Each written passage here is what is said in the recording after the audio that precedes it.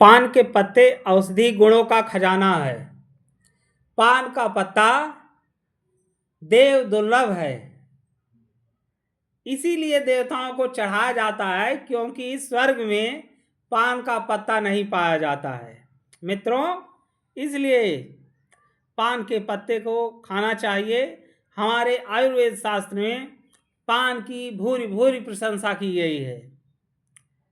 पान के बारे में आयुर्वेद में लिखा गया है कि यह भूख को बढ़ाने वाला, मन को प्रसन्न रखने वाला, गैस की समस्या को अंत करने वाला तथा हृदय को प्रिय लगने वाला है। यह भोजन करने के बाद ग्रहण किया जाता है। पान हमेशा भोजन ग्रहण कर लें, तत्पश्चात इसको खाएं, तो ये भोजन को पचाने वाला, प्रसन्नता उत्पन्न करने वाला, वात पित्त कफ को शांत करने वाला और मुख को सुगंधित करने वाला। आयुर्वेद के एक महान विद्वान हुए हैं महर्षि वाग्भट्ट। जैसे हमारे आयुर्वेद शास्त्र में धन्वंतरी हैं, चरक हैं, सुश्रुत हैं, उसी प्रकार एक विद्वान हुए हैं, उनका नाम है महर्षि वाग्भट्ट। महर्षि वाग्भट्ट पान के गुणों का वर्णन उन्होंने किया है।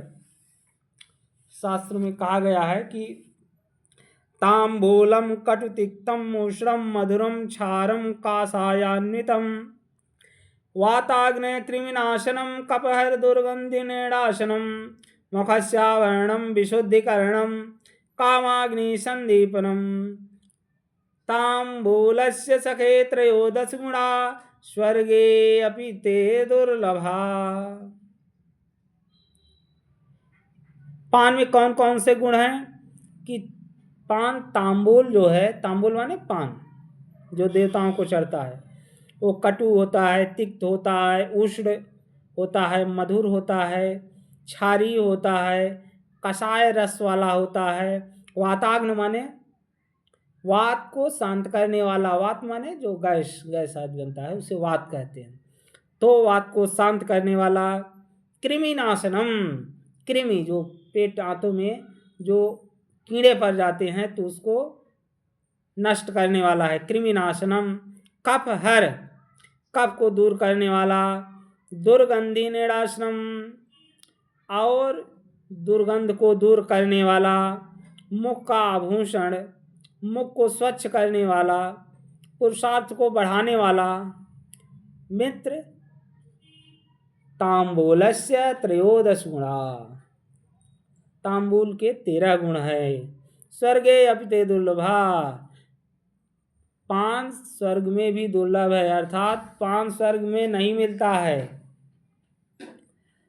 अब इसमें आधुनिक वैज्ञानिक मतानुसार भी बहुत से गुण पाए जाते हैं। जैसे इसमें antibacterial property, anti fungal property, anti inflammatory properties, healing property, और ये स्किन के लिए भी, दर्द के लिए भी और हृदय के लिए बहुत ही अच्छा है। ये हृदय बहुत जो है इसे प्रिय है।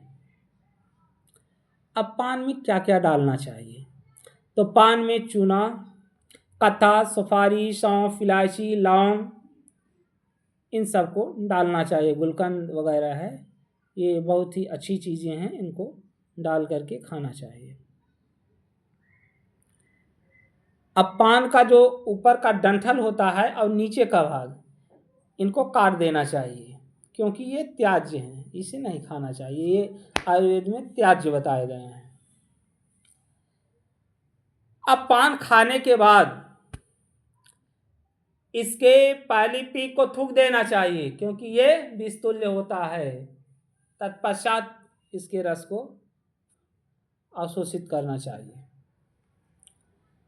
अब जो सुपारी होती है, सुपारी में भी गुण ही गुण होते हैं। तो सुपारी जो है वो कफनाशक, पित्तनाशक, अग्नि को बढ़ाने वाला, अग्नि मतलब जठराग्नि को बढ़ाने वाला, रुचिकारक तथा दुर्गंध को दूर करने वाला है। इसके बाद है सुपारी। सुपारी को पानी में भिगोकर नरम करके खाने से यह त्रिदोष नाशक हो जाता है, अतः इसे भिगोकर ही खाना चाहिए। अगर सुपारी को भिगो करके खाएंगे जब नरम हो जाएगा तो ये वात, पित्त और कफ को शांत करने वाला होता है।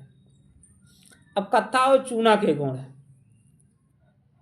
कत्था पित्त, कफ तथा वात को नष्ट करता है और चूने के साथ अगर मिला के जब खाया जाता है तो ये त्रिदोष शामक माने वात, पित्त, कफ तीनों को शमन करने वाला व प्रसन्नता को उत्पन्न करने वाला होता है। अब चूना के बारे में कहा गया है कि चूना को भिगो करके खाना चाहिए। चूना को अगर भिगोएंगे और उसी दिन खाएंगे ये विष के समान होता है, विष तुल्य होता है। और एक दिन बाद दूसरे दिन खाएंगे तो ये फिर भी कुछ कम विष के समान तो नहीं, लेकिन फिर भी ये मूत्र आदि विकार को उत्पन्न करने वाला होता है। और 3 दिनों के बाद खाएंगे तब ये अमृत के समान रसायन हो जाएगा। इसलिए मित्रों, पान को आराम से खाया जा सकता है, ये निरापद है, लेकिन हाँ बहुत ज़्यादा नहीं, 1-2 दिन में खाया जा सकता है। धन्यवाद।